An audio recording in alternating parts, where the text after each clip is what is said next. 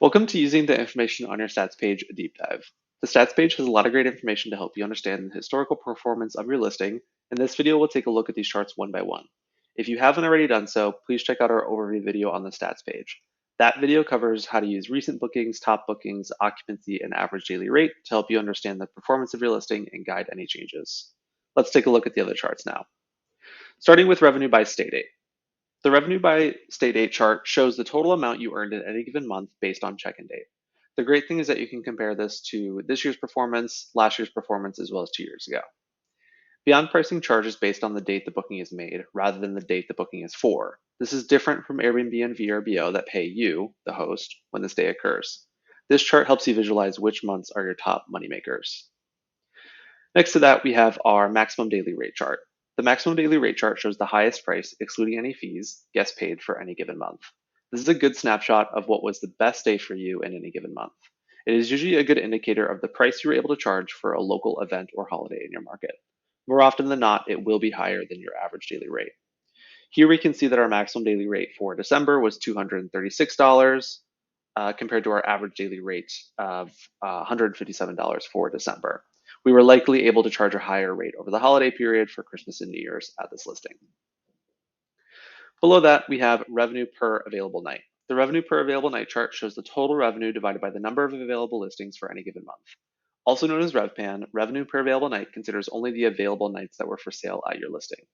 This metric would exclude any nights that were blocked for owner stays or maintenance blocks, as an increase in these blocks may skew your analysis. At a high level, RevPAN takes all the money you made in a given month and distributes it evenly between all the days in the month that you were actually able to sell.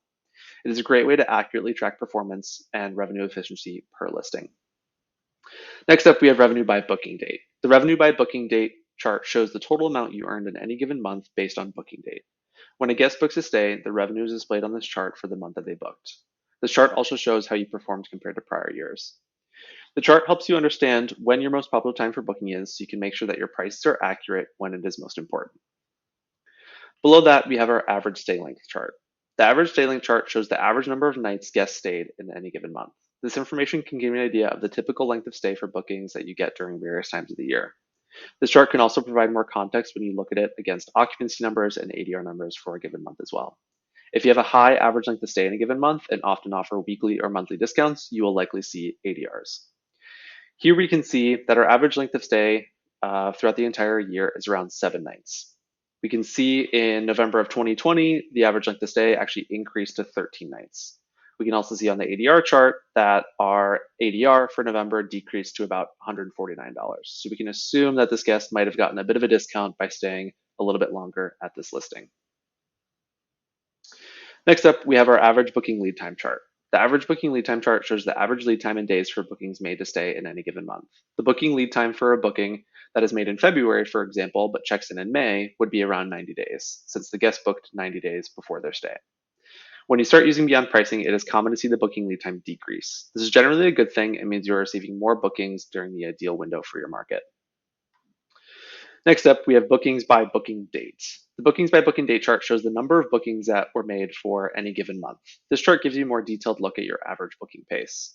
While a general rule of thumb is that you should receive 1 to 2 bookings per week, this might vary by the type of market that you're in. We can see here that we only received 1 booking for February of 2021, so we might expect February of 22 to act similarly. Additionally, September and October were our strongest months for bookings made. Next to that, we have bookings by check-in date. The bookings by check-in date shows the number of bookings that have a check-in date scheduled for any given month. It helps you understand trends in your listing and which months may require more operational attention. Finally, we have our revenue pacing by stay date chart.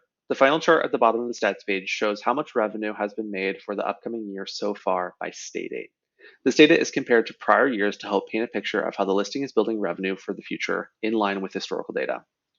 We can see here that this listing has upcoming revenue on the books for December and January, but at the same time this year, this listing had already made bookings for most of the upcoming year.